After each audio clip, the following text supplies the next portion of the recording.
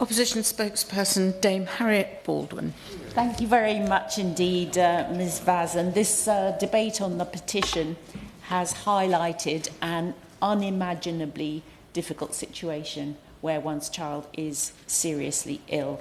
And in a series of important speeches and interventions, the member for Keighley and Ilkley, Rayleigh and Wickford, South Antrim, and others have highlighted specific examples of the very difficult situation that occurs not only in one's own family with one's own child being sick, but also in terms of one's employment. And as my honourable friend highlighted, his constituent Christina Harris and her campaigning on behalf of this cause after experiencing a very difficult situation when her daughter Skye fell ill, the reality of this across the country has really sunk home.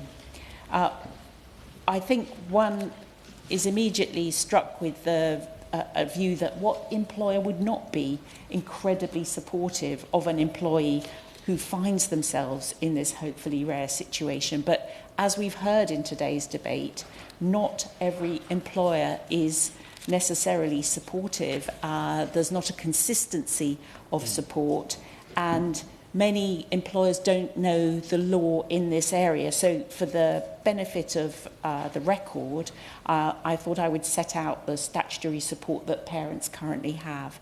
Through the Maternity and Parental Leave Regulations of 1999, all employees are given, with 1 year's qualifying service, are given the right to take unpaid parental leave.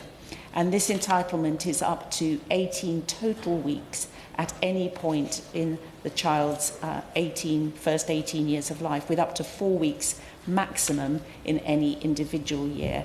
And this leave can be taken for any purpose connected with looking after a child, which could, of course, include caring for a seriously ill child. This provision is, I understand, set to change with the government's Employment Rights Bill, which will give parents a right from day one to start taking 18 weeks of unpaid leave to care for their child until the child turns 18. However, it's important to note that while the bill will provide a day one right, it will not address the circumstances outlined in the petition of mandating a career break specifically for parents of seriously ill children. And while some of the measures in the Employment Rights Bill are well-intentioned, the bill as a whole is problematic because it increases the already heightened pressure that employers are facing and businesses are facing, further to Labour's budget of broken promises.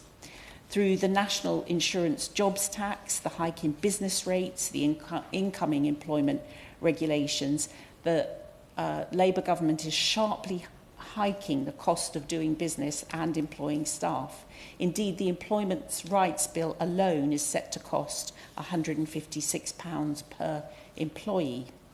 But you don't need to listen to me, Ms Vaz. The chairman of the CBI has stated that the new employment regulations would hamper growth and cause job losses. The government's own impact assessment on its workers' rights package estimates it will cost companies £5 billion a year. And alongside this, I think not only will they not employ, I think they will let people go. I think there could be quite an ugly rush before some of these things come into force, and arguably we are beginning to see some of that in the employment statistics recently, which have been disappointing. The previous government supported legislation which provides support for parents, including those caring for ill children or facing other difficult circumstances. To summarise some of the measures the previous government took, it supported the Neonatal Care Leave and Pay Act 2023, which gained royal assent in May of that year. In January 2025, the government announced that from April 2025, parents would receive a day one right to additional time off for those with babies in neonatal care. The regulations built on the work of the previous government, and we welcome the government continuing this. The previous government also supported the Employment Relations Flexible Working Act, which passed in July 2023. This increased the number of requests for flexible working an employee can make in a year, reduced the time an employer has to administer a request, and requires an employer to consult with the employee if they are going to reject the request. The previous government also supported the Carers Leave Act 2023. Since coming into force, all employees are entitled to up to 1 week's unpaid carers leave every year to provide or arrange care for any dependents who have care needs due to a disability, old age, or physical or mental illness or injury expected to last at least 3 months. And this could give some parents of seriously ill children an additional week's leave each year on top of their unpaid parental leave entitlement. So that, Ms Vaz, is a summary of things as they currently stand.